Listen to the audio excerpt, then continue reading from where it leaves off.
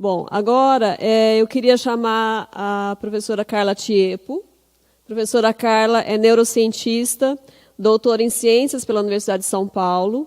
Ela é pioneira em cursos de extensão em neurociência no Brasil e há 24 anos é professora e pesquisadora da Faculdade de Ciências Médicas da Santa Casa de São Paulo, onde ela ministra aulas de graduação e pós-graduação sobre o funcionamento do sistema nervoso e suas relações com a mente e o comportamento humano.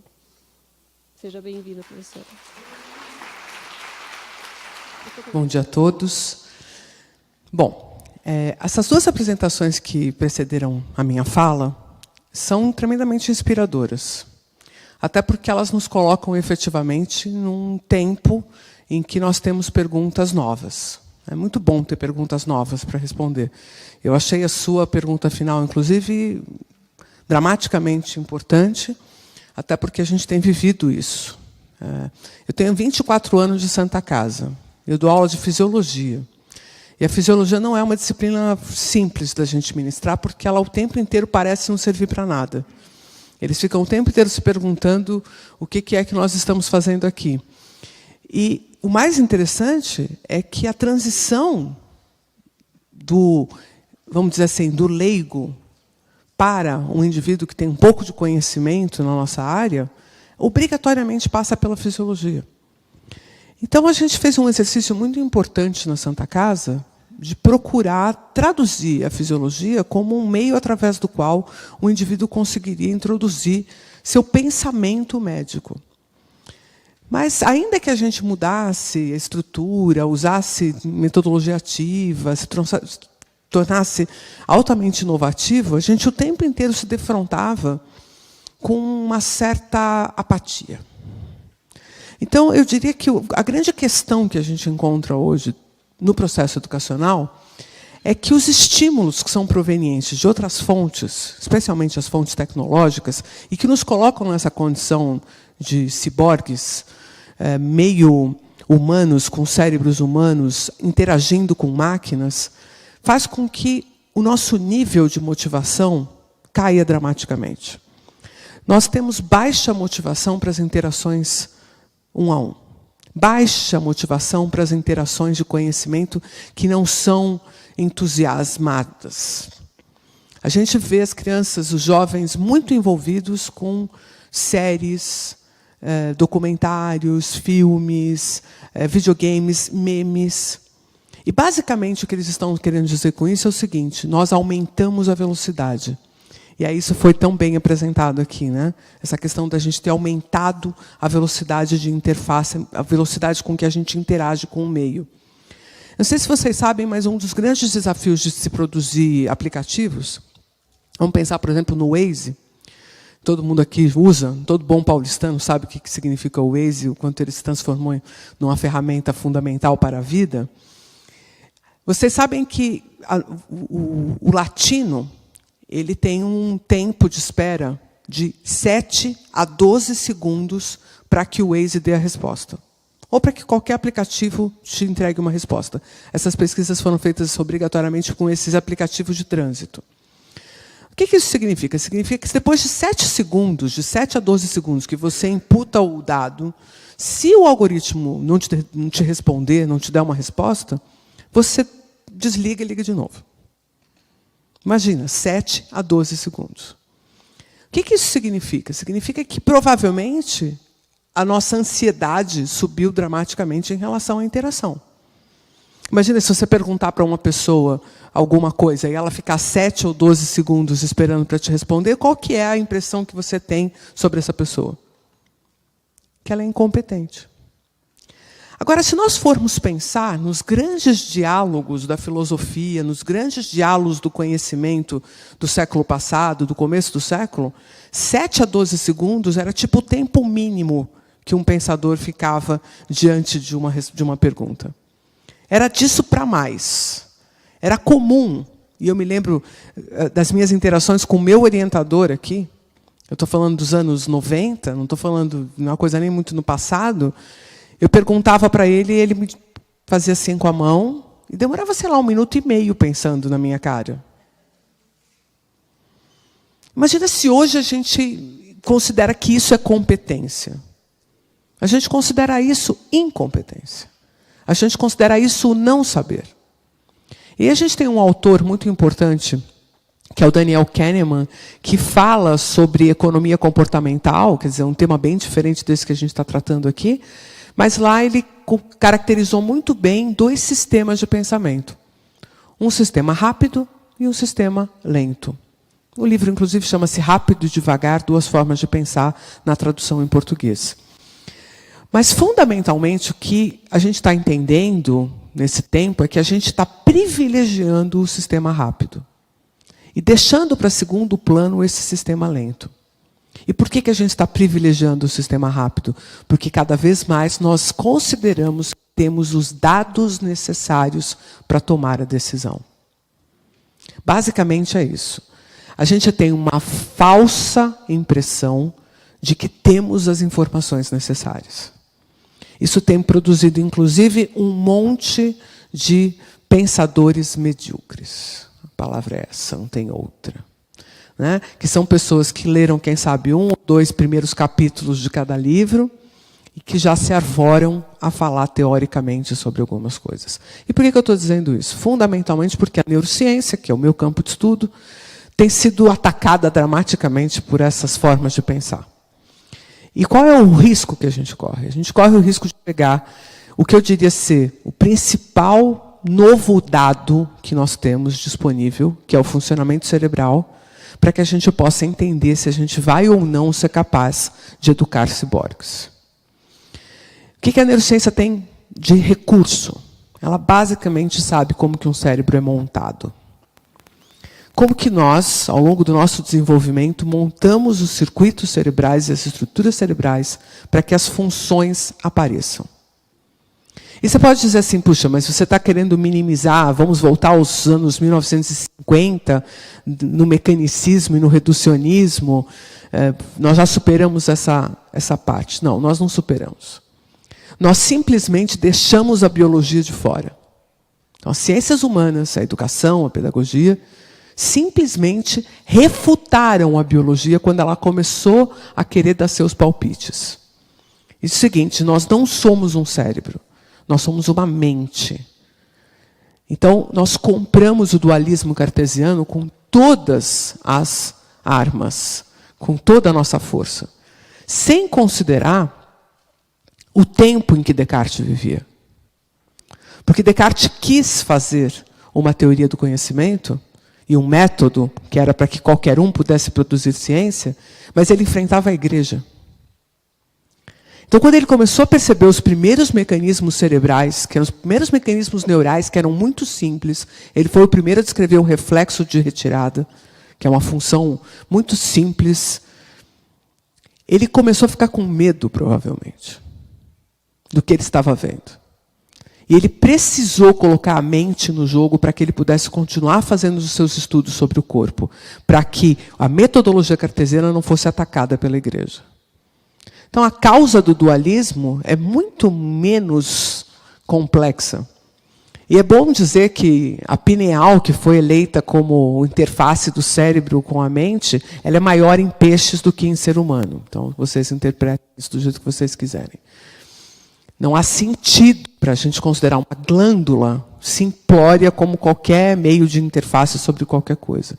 Então, se a gente não é capaz de, no século XXI, ser interdisciplinar, quer dizer, se a gente não consegue trazer a biologia para a conversa, e que essa conversa aconteça de forma efetivamente honesta, porque o que a gente tem visto é uma tentativa muito temerosa de se levar em consideração o cérebro no processo da educação, a gente não avança para essa transdisciplinaridade.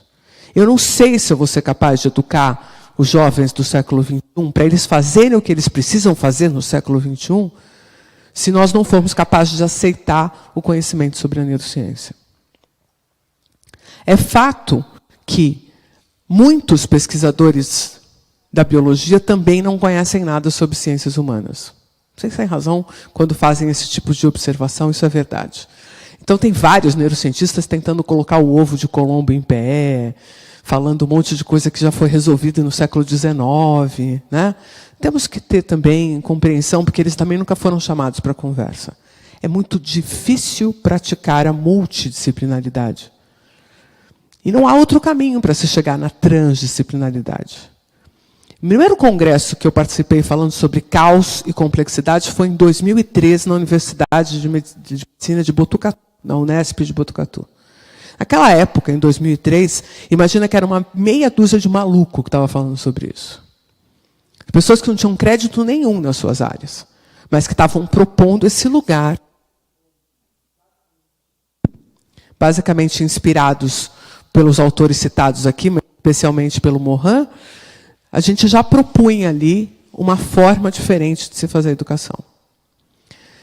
Eu vou contar para vocês, assim, já que a gente está pensando do ponto de vista mais prático, né, e ficou a pergunta no ar, como é que a gente poderia fazer isso, eu queria considerar com vocês o trabalho que a gente vem fazendo em educação, mas educação básica.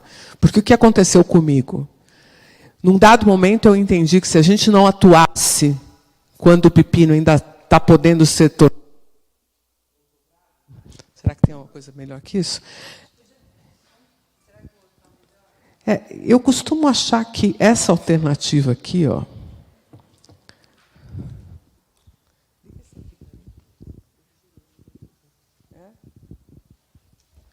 isso aqui é tão mais seguro, né?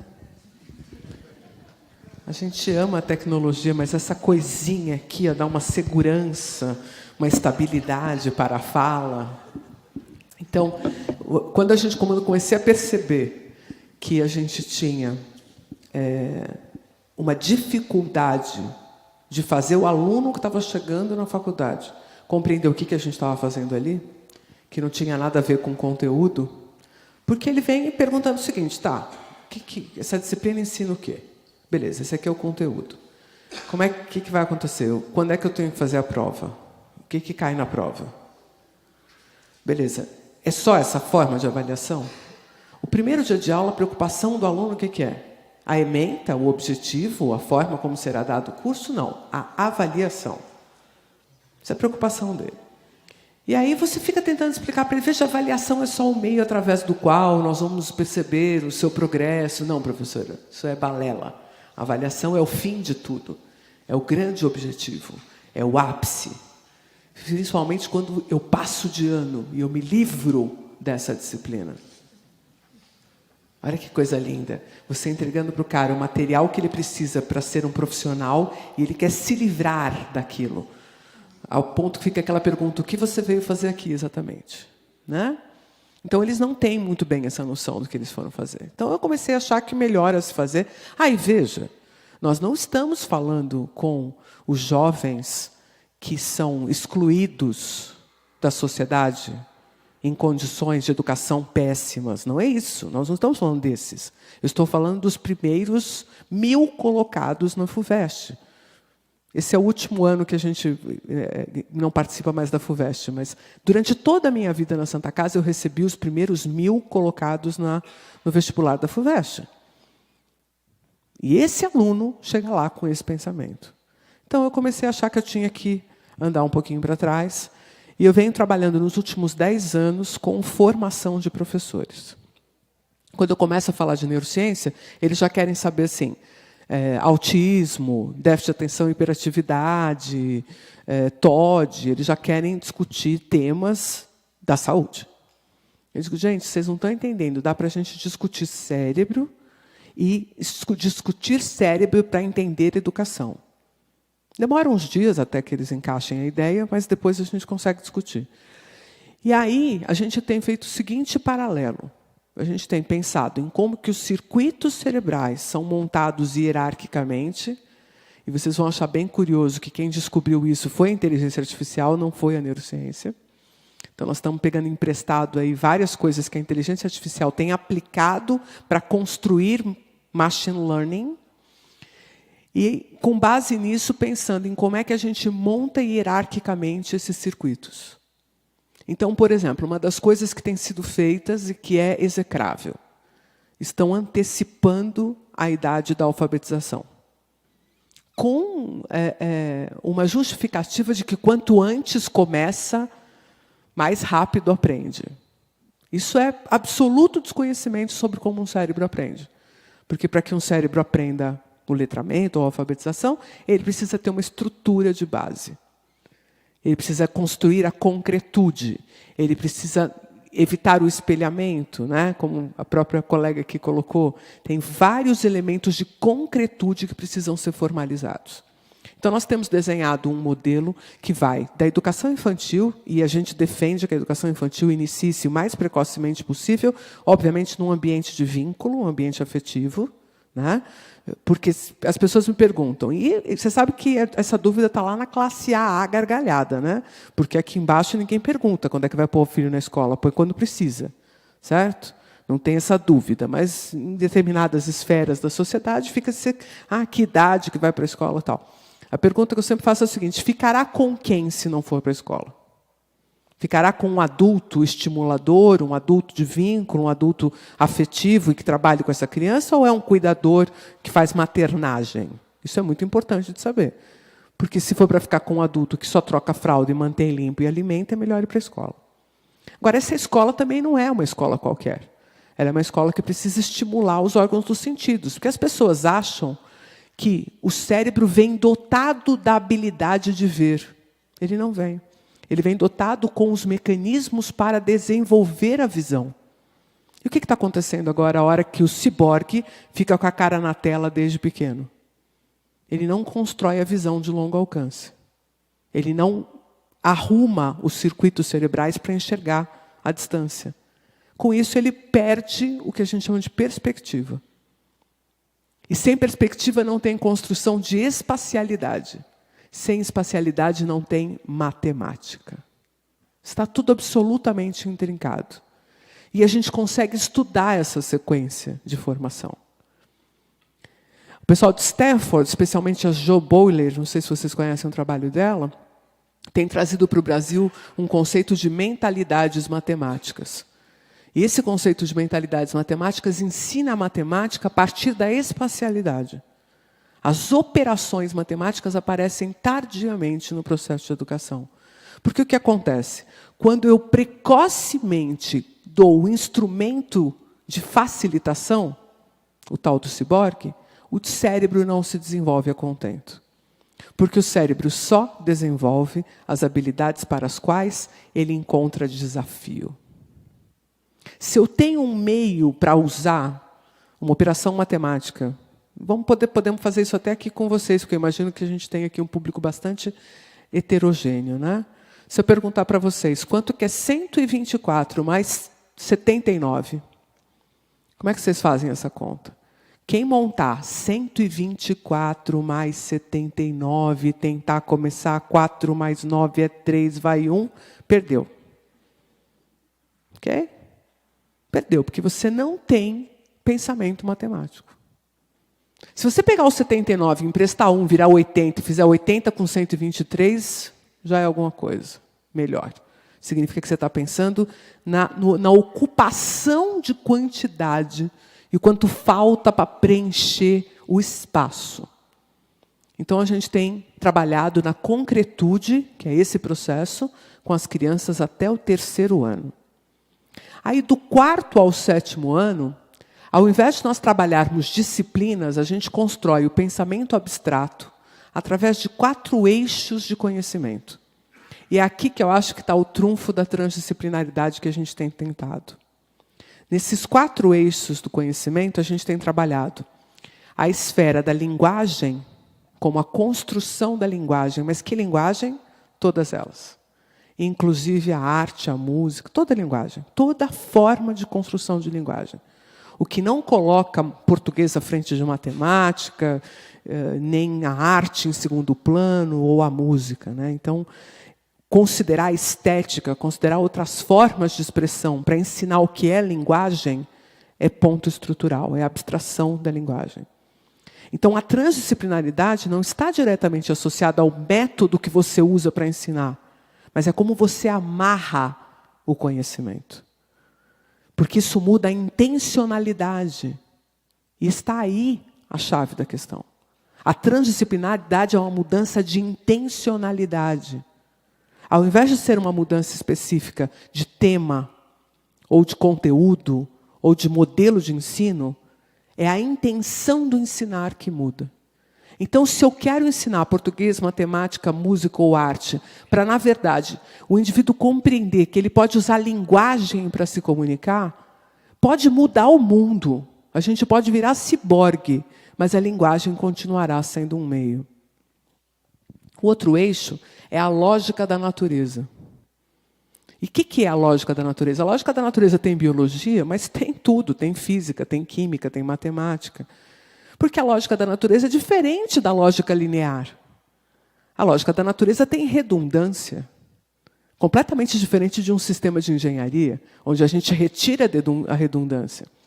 Para dar um exemplo para vocês, só a regulação de pressão arterial no nosso corpo tem 4 mecanismos distintos. Porque durante a evolução, ao invés de quando um mecanismo melhor aparece, eu elimino o pior, eu mantenho o pior. Porque se o melhor falhar, o pior está lá. Eu melhoro, mas eu não elimino o que já existe. Ensinar esse tipo de pensamento é fundamental para que a gente mantenha a nossa história, para que a gente mantenha nosso modelo de vida, para que a gente mantenha a nossa cultura. E não abandone uma coisa em favor daquilo que parece ser o grande oásis. Aqui, ó. Que coisa redundante, maravilhosa. Está funcionando perfeitamente o nosso microfone com fio. O sem fio estava deixando a desejar. E é isso que precisa ser uma forma de pensar, porque senão a gente vai abandonando tudo que vai para trás. E não é só esse é só um aspecto da redundância. Tem outro aspecto na biologia que é maravilhoso, que recentemente um autor da economia está fazendo um sucesso dramático com esse conceito, que é um conceito de antifragilidade. O que é a antifragilidade? É o contrário do frágil. O frágil, quando sofre abalo, é destruído, um copo de cristal. Já o antifrágil, quando sofre um abalo, ele melhora. A nossa biologia é toda antifrágil. A gente vai fazer musculação, levanta 10 quilos. Fica uma semana levantando 10 quilos, semana que vem você levanta 15.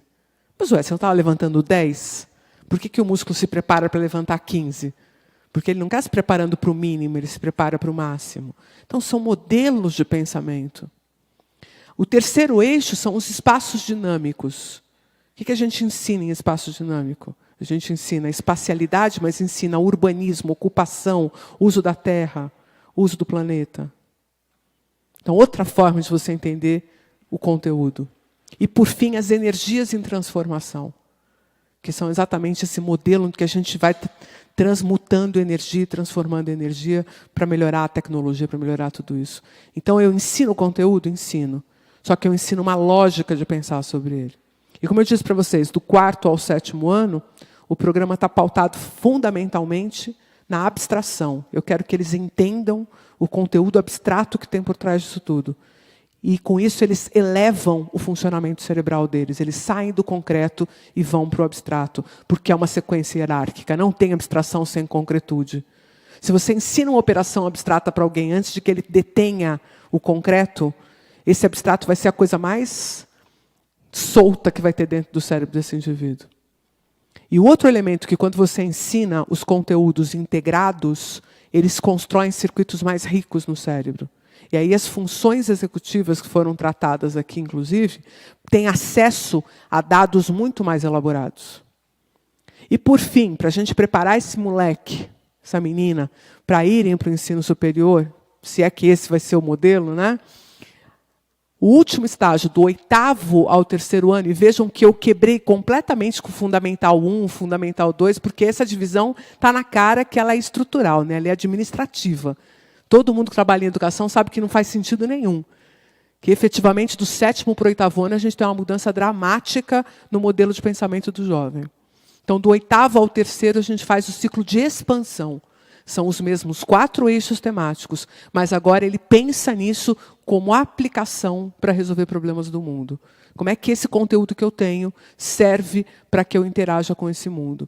Isso tem sido o que a gente tem feito para tentar colocar em prática essa transdisciplinaridade. Onde isso está acontecendo? Está acontecendo timidamente no Colégio Siddhartha, aqui em São Paulo, que é uma iniciativa nova nossa, e a gente está aplicando o primeiro ciclo numa escola pequenininha de Santo André. Porque a gente tem que fazer isso, né, quietinho, observando com cuidado para ver o que pode acontecer. Mas tudo isso para dizer para vocês o seguinte: eu compreendo que, para a gente poder fazer essa mudança paradigmática, o que nós temos que fazer é compreender efetivamente os estágios de desenvolvimento cerebral e, o mais importante, não acreditar que o cérebro evolui quando ele faz aniversário. Não adianta você fazer aniversários. Eu queria terminar contando uma pequena história que aconteceu no Rio de Janeiro. Um garoto trabalhando numa obra, ele tinha 17 anos de idade, ele era auxiliar de obra, né, auxiliar de pedreiro. E aconteceu um acidente, vocês devem ter acompanhado isso na mídia. Ele sofreu um acidente com uma barra de ferro na região do córtex pré-frontal, que é a área do cérebro responsável pelas funções executivas. É quem, com base em tudo isso que a gente construiu de conhecimento, consegue usar esse conhecimento de forma transversal, consegue usar esse conhecimento de forma criativa, né? É a área que faz essas coisas acontecerem. E aí, o que você imagina quando há a perda de uma área como essa no cérebro? Sintomas dramáticos, né? Uma perda absurda cognitiva. Acontece que esse garoto de 17 anos ele saiu do acidente exatamente como ele era quando ele entrou. Não mudou nada. E aí veio o americano fazer teste, as pessoas falaram, está vendo que coisa surpreendente. A única surpresa que tem nesse dado é que a educação brasileira consegue formar um jovem de 17 anos sem nada no córtex pré-frontal.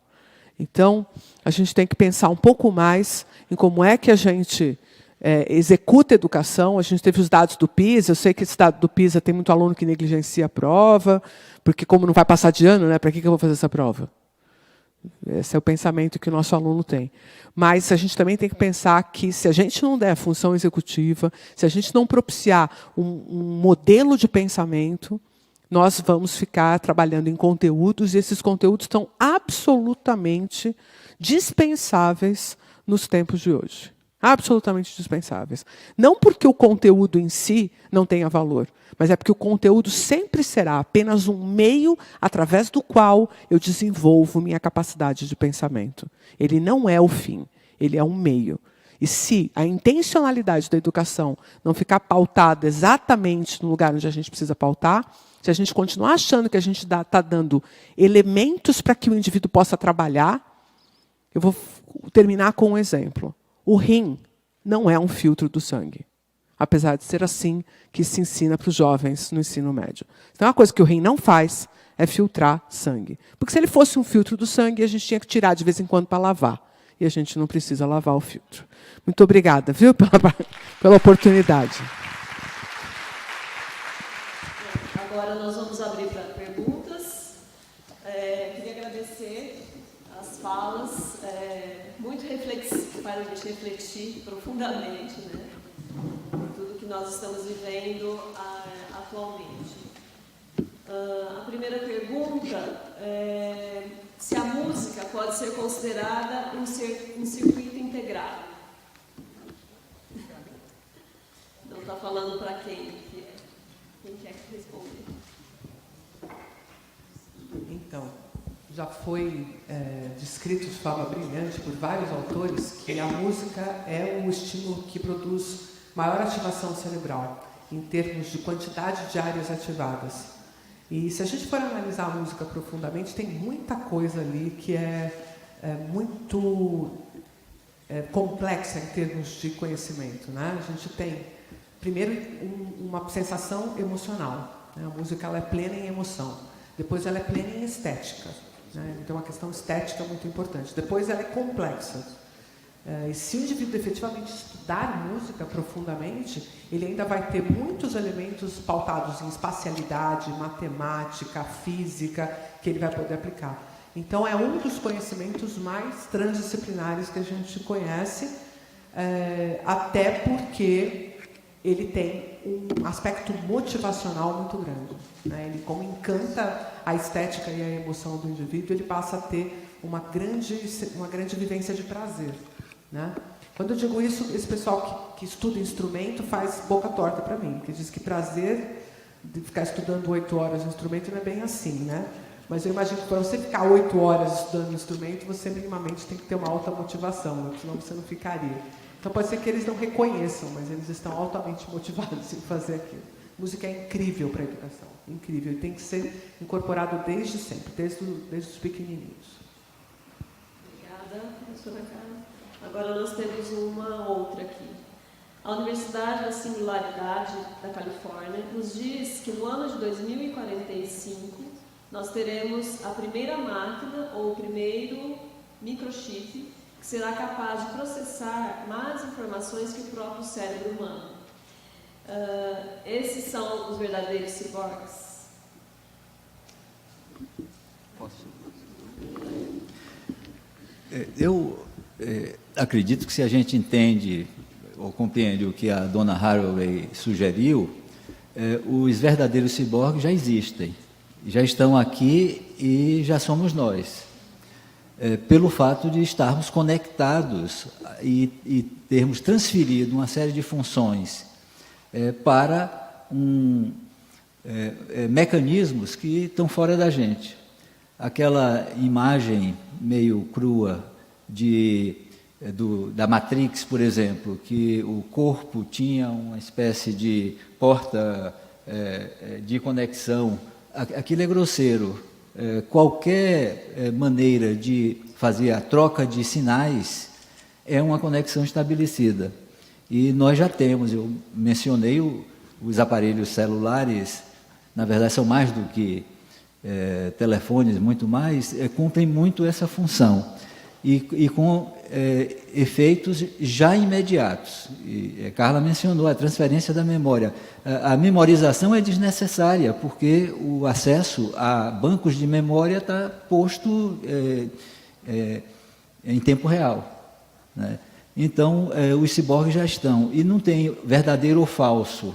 O conceito de ciborgue, aí talvez o Dom possa contribuir mais pela própria proposição que ele traz, é um conceito que é muito, muito plástico, muito moldado às diferentes formas de realização dessa conexão, dessa externalidade, que não é mais de humanos para humanos ou de humanos para dispositivos que são dispositivos analógicos, mas de humanos para dispositivos digitais, né? Eu queria fazer um comentário sobre essa pergunta, posso? Então, o Peter Diamond e o Ray Kurzweil, que são os fundadores da Singularity University, eles fazem várias proposições futuristas, né? Algumas eu acredito muito e outras eu acho que a gente ainda vai ter que construir os meios para chegar neles. Mas essa da singularidade, que é o fato de você ter uma única máquina ser capaz de processar exatamente o que o cérebro humano processa, é muito importante a gente se perguntar o que a gente acha que é processamento de dados, né? Porque uma coisa é você processar os dados no sentido de combiná-los e retirar deles um padrão, que é o que a inteligência artificial faz. E outro é você saber exatamente qual é a intenção de fazer aquele reconhecimento de padrão. Eu acho que a singularidade virá, eu aposto muito mais na questão funcional do que quantitativa, mais quali do que quanti. Eu acho que a singularidade virá quando nós efetivamente tivermos máquinas com intenções setadas, quando elas tiverem um objetivo claro para fazer o que fazem. Nesse momento, a gente efetivamente corre o risco de sermos ultrapassados pelas máquinas. Eu acho que o grande trunfo do ser humano é a sua intencionalidade, que é típica e própria, porque não há outro correlato desse tipo de inteligência ainda no planeta e a gente não sabe fora daqui como é que a coisa vai. Mas, por enquanto, esse é o exemplo que a gente tem. E o computador está bem longe disso. A intenção dele é setada pelo humano. É o humano quem diz qual é o objetivo do que ele está fazendo. Então, esse quem sabe, o obstáculo que precisa ser cumprido para que a gente tenha efetivamente uma máquina tão capaz quanto um ser humano.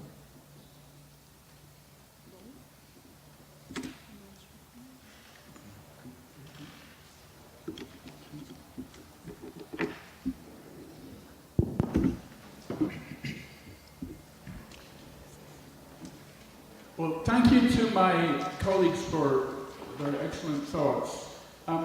As you know from my talk, a major concern of mine is that we need education about these things.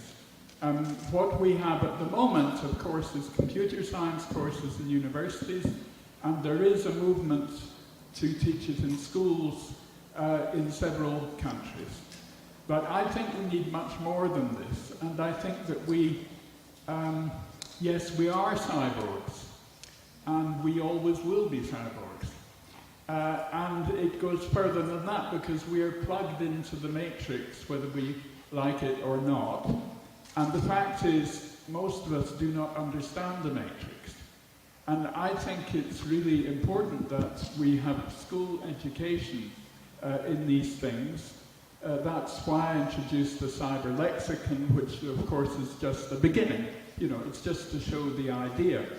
But as in George Orwell's 1984 book, I think we are actually disabled by our restricted vocabulary.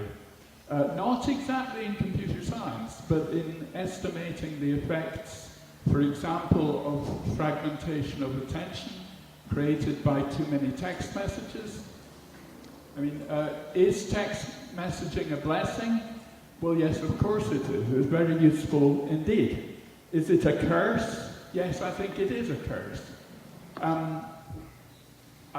I've often seen meal tables in restaurants where half of the people are on their mobile phone most of the time. And this is not really a great blessing on the social aspect of a meal, but it may be necessary. Their boss may expect them to be available.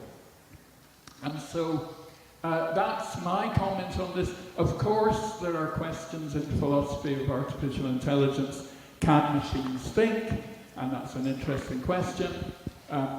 Will this chip that the Singularity University is going to give us in, what was it, 1940, 2040 something, will it have the capacity of a human brain?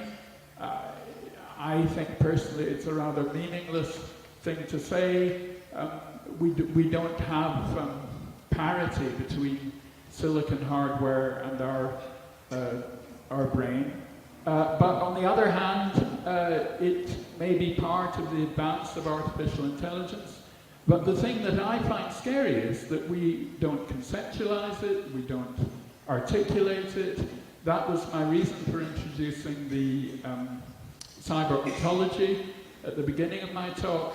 So, yes, I think school subjects should include things like cognitive computing.